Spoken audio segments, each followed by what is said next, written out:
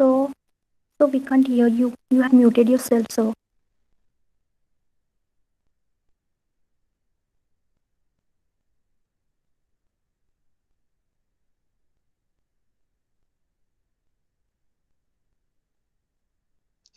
Oh, I am very sorry. So till what part you guys listen actually? So nothing actually. Okay, fine. Nothing, sir. Great, great. Not an issue. So we'll start again. So I was talking about the importance of service employees as well as the customers who will be helping in getting the service done properly. Okay. So the first point is they are the service. So why we call the customers or the people who are providing the service as the service itself? Because I'll give you an example. Just remember when you are if you are going for a haircut. Okay, so when you think of a haircut, what is the thing that comes to your mind? The person who is cutting your hair, right? So that is what you are getting in your mind. What is that? The person who is cutting your hair will be the thing that is popping in your head when you think of haircut, or when you go to a hospital. So what is the thing that you remember? The person or the doctor who is sitting in front of you, and not the service that is being provided. So in this matter, when you are just thinking of a service, you get the person who is providing the service. Okay, so the service employee can be taken as the service as well in the mind of the customers. The next point, they are the firm in the customer's eyes.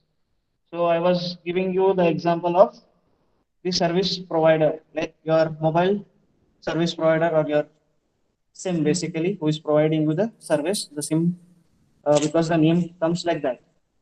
So it is like if you are getting the service from Airtel or Jio or whatever, if you go to a service center, so what do you remember?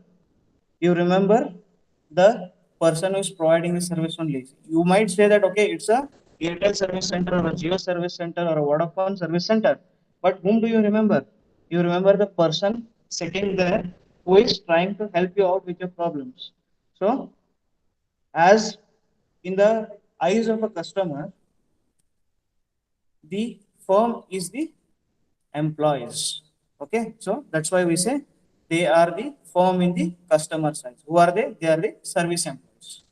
And I want to tell you the service employees is just a term, and there are other ways of pointing out the same thing in a different way. Okay, I'll in the future slides you will be getting to know.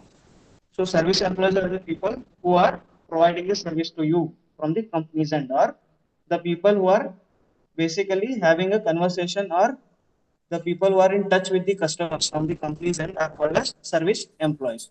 So these are the employees who are providing the service in general, you can say. Next is the they are marketers. So how is this? So it is like when you're talking to them, they'll be telling you the other products, the other schemes, what the company has come up with.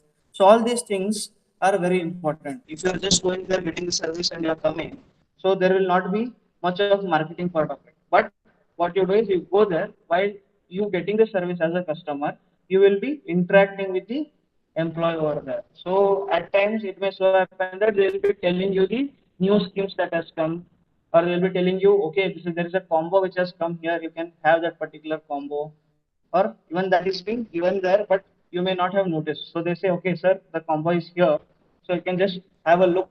So if you want, we'll have a customized way also, or you can take this particular combos. So many places you can see like this, like in a restaurant, or fast food chain. Like if you go to KFC or McDonald's or anywhere, you are having those combos for you. So even if you have not seen it, the employee over there will tell you, okay, those combos are there. So if you want, you can have it. So, or the new food item that is being introduced in this part is this particular thing. If you want, you can enjoy this particular by buying it. So the service employees are also acting as the marketers of the company. So as and when you go, new products, new schemes, new combos, or the new products, if the company is coming up with the new products as well. So that is being told to the customers. Next is importance is evident. So why this is said? Because just a second. Importance is evident. In the sense, you have to give more importance as a service provider. You have to give more importance to the people who are providing the service. As a company's point of view, you have to have more importance because most of the times, what happens, the top level management will not consider the people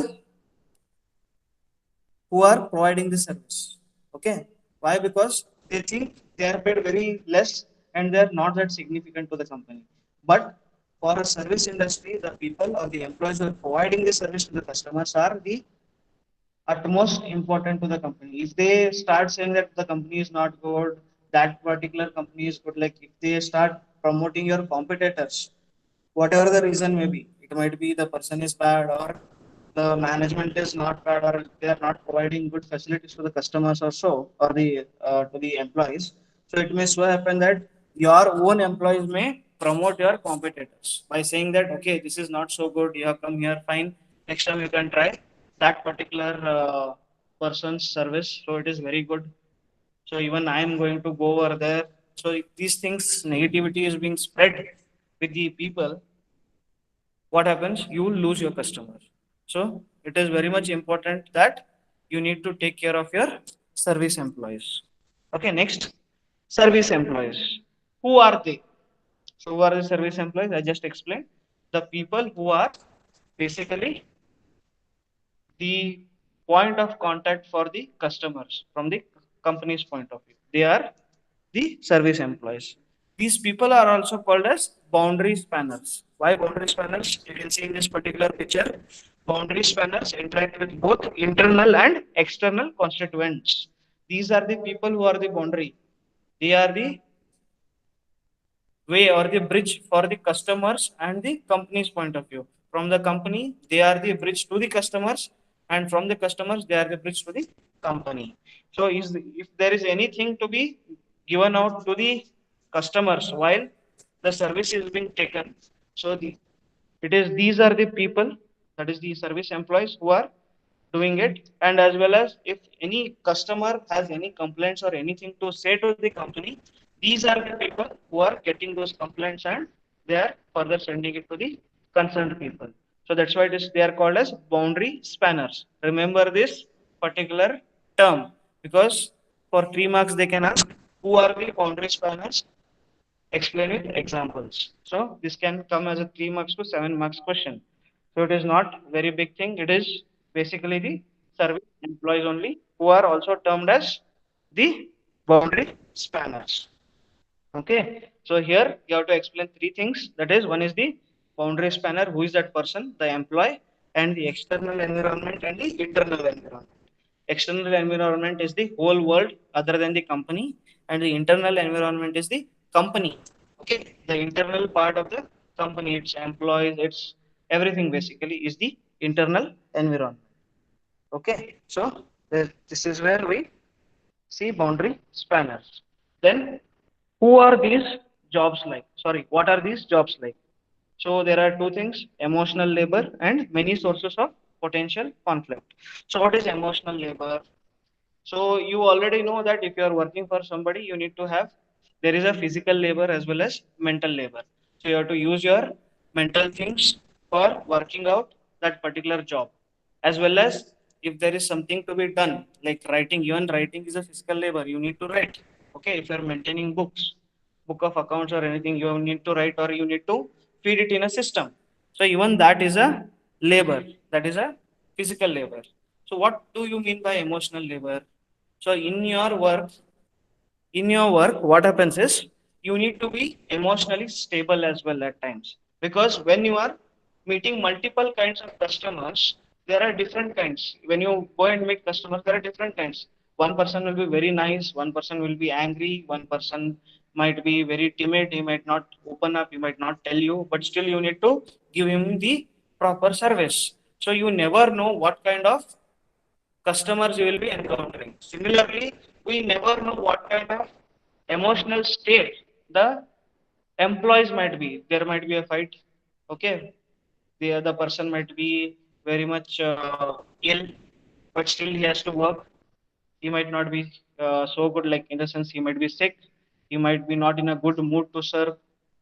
Okay, so even that has to be taken into consideration. But still, whatever the emotions the person who is providing the service is in, but still he need to provide a better service only. He needs to have a smile on his face, on his or her face. So I'll give you an example. So in an airline company, you might have seen those who have traveled abroad by via plane or so. You might have seen there are here air hostesses will be greeting you when you are entering and exiting the plane. So what they'll be doing, they'll be thanking you for using the services, as well as there will be a smile on their faces. There should be a pleasant thing. If you see them, they should look pleasant. So there will be always a smile. So at times, what happened is one of the customers came to the air hostess and said, "You are not laughing. Okay, you are not presenting yourself." So the reply from the air hostess was, "Okay, sir, we'll have a conversation. So we'll start a conversation." And she said, "Okay, sir, please smile." So the person or the customer started smiling, and she said, "Okay, hold it for another 4 hours." So that difficult it is. You can just think that you are a person who is looking at that person for that particular moment only. But like that, there are 100 more passengers to enter, and this air hostess should smile for a longer period of time, which is very difficult. There is a pain. So yes, even for laughing for a few moments or few seconds, it is good. But if you have to keep that smile for a longer period of time, it is very difficult. Your jaw start paining. So that is very much evident. But still, they have to do it because that's their job. They need to be looking pleasant always. So even emotionally, they need to be prepared properly. So that is what is emotional labor, and many sources of potential conflict. So this we'll see in the coming slides. Okay. Next, we have already seen this. And critical roles of boundary spanners. Who are boundary spanners? They are order takers, front desk employees, telephone operators, store clerks, truck drivers, delivery people, and so on. So basically, these are the people who are having contact with the customers from the company's side. So order takers, if you go to an restaurant, the person, the waiter who comes and asks for the order, yes, those are the order takers. Front desk employees, if you go to any company or anywhere, there will be a help desk or there will be a desk where you will be going and inquiring about whatever you have come for. So if they are responding you well, well and good, otherwise what do you feel? The company is not good. So with the response of one employee, if it is not right, you might feel that the company is not good. The employees are arrogant. Okay, they don't have a feeling of serving people. They are just here for money. So all these things come. So these are the boundary spanners. Right? Telephone operators, yes, at times you call customer care. They need to handle hundreds of calls a day, but still they need to speak in a particular tone only. They cannot raise their voice. They cannot uh, get angry on you. Even if they are having a feeling of angry, they cannot show that to you because you are the customers. It is the first call for you to the company, but for the person who is picking the call, it can be 100th call, it can be first call, it can be 50th call. We never know. And how many people have asked them whatever they wanted in whatever ways they speak. So you need to be very much calm and in a pleasant way. Okay. So these positions require what? The boundary spanners positions require mental and physical ability. So you should be mentally strong as well as physically able to do that particular job or that particular service to be provided. Next is ability of emotional labor. I just explained what is emotional labor.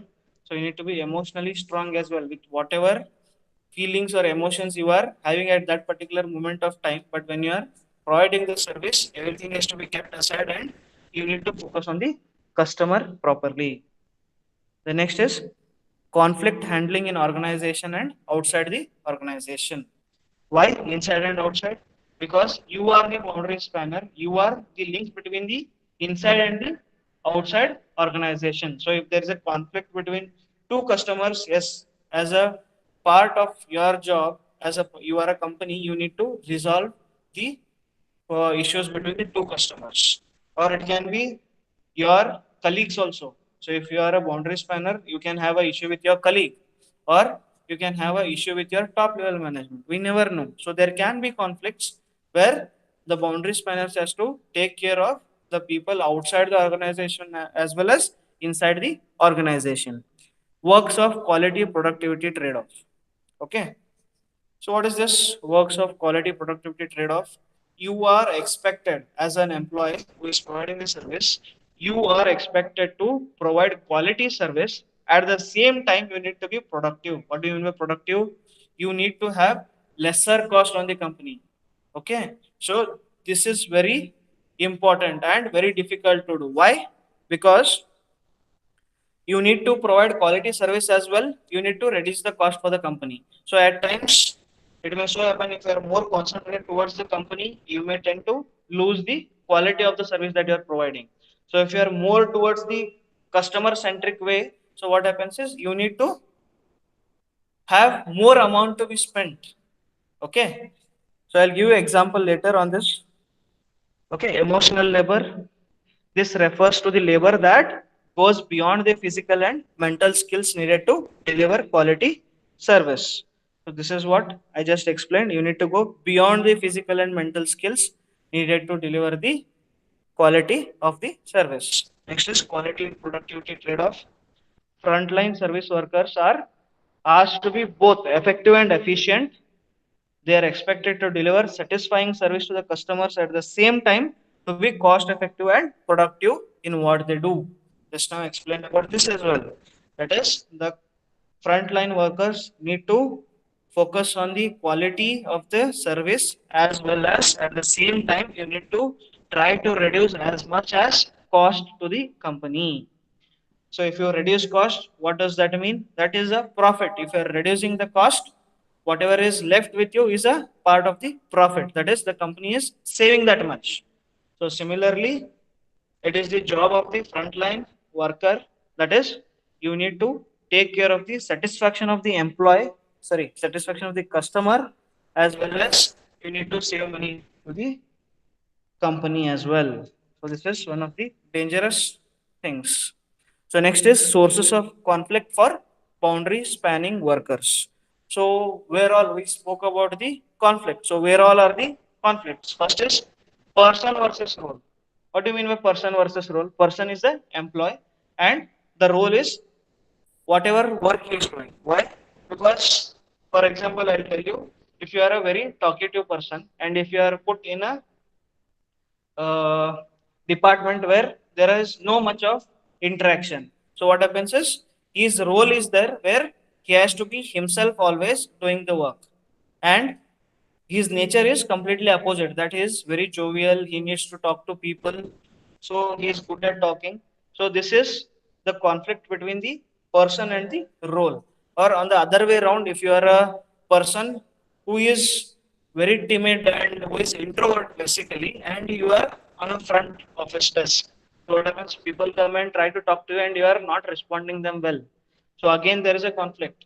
You are not talkative, but you need to talk because of the role what you're doing demands that you need to serve the customer or talk to the customer properly. So this is very much important. Like big companies like Audi and all, what they do, even the person who is a mechanic, so just he should not know how to uh, tackle the problems of a car, but still he needs to have that particular capacity to talk to the customer and build a rapport. This is very much important. Okay, so Audi only hires those people who are good at communication as well as in the skills what they are hired for. Like for example, I gave you the mechanic. Okay, he needs to know about the car very well as he needs to know how to talk to a customer as well as build a rapport so that the customer comes back to the company and buys much more, or there could be a good word of mouth. Next is organization versus client. It may so happen that organization, in the sense, the person who is providing the service is the organization and the client is the customer. It may so happen that there might be conflicts between two people, that is, one is the company or the person who is providing the service from the part of the company, and the customer who is getting that service done. So it may so happen most of the times even you might have seen a person, if you are having any electronic item, that is for example TV, and it's not working, you call the service center and they send a particular person to you. So he is working and says, okay, this particular part is not working in a rude way. So what happens? You have to throw this, it will not work. So if he says in this particular way, so there will be a conflict. So what he has to say? Yes, this particular part is not working. I need to take it to the company. I'll be checking it over there. If possible, it will be done or it will be replaced. So in this way, if he speaks, there will not be any conflict. Okay, so organization versus client. And next is client versus client. So it may so happen there might be a conflict between two customers because of your service. So as a part of your job, you need to resolve that conflict also. So I'll give you an example of a restaurant. If there is a huge queue, or if a person, there is only one person who is taking orders from multiple tables. Okay, and all are looking up to him for the service of getting the food and delivering it to them. So if he is only concentrating on few people, the others will be having a conflict. So we all have come together, but still you are only providing food at a faster pace to that particular customer and not me. Again, there will be a conflict. So they'll start fighting. So you need to take care that each and every customer is taken care of in the same manner, and you cannot have a soft corner to one particular customer and not to the other. So this is client versus client, where this basically happens when you are standing in a queue. If somebody jumps the queue and you are providing the service, the other customers get angry on you. So right example is the restaurant where many people are standing and the tables are full, and some person is has completed his food and is leaving, and you are the person who has to be next in the line, but he skips you and he calls some other person. What happens? You start arguing with that person. Yes, I was the person who came before that guy and you are calling him in. So this is a client versus client. The next is quality versus productivity. Again, you need to have a good quality as well as you need to be productive as well. What do you mean by productive? With whatever resources are given to you, you need to make maximum or the optimum use of those particular resources. So that is where your productivity comes into place. Provide good quality as well as use maximum, optimum use of the resources that is being provided to you, as well as you need to save money to your company as well. So quality versus productivity. So these are the four things. Again, this can be asked. Explain the conflict of the boundary spanning workers or the people who are working at the front line. Even all these things are same. So what are the four things? Person versus role, where the person is an employee and the role is what he needs to perform. Second is the organization versus the client. Again, here the organization means the worker who is providing the service. So if there is any conflict between this, he needs to resolve. Next is client versus client.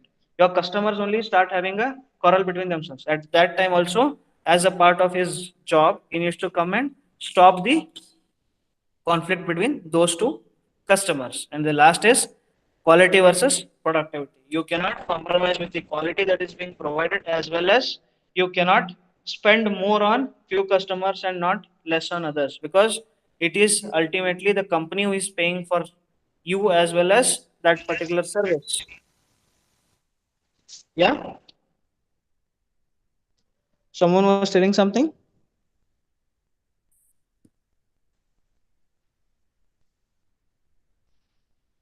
Okay, and next would be strategies for closing the loop. Fine, I don't think we could be able to cover this. So we'll end our session here. Okay, we'll see this in the next class. Anyone, any doubts in whatever classes we took today or whatever things we saw? Anyone, any doubts? Yeah, students, no doubts? Okay. Then, if there are no doubts, I would like to end the call. Thank you very much for attending.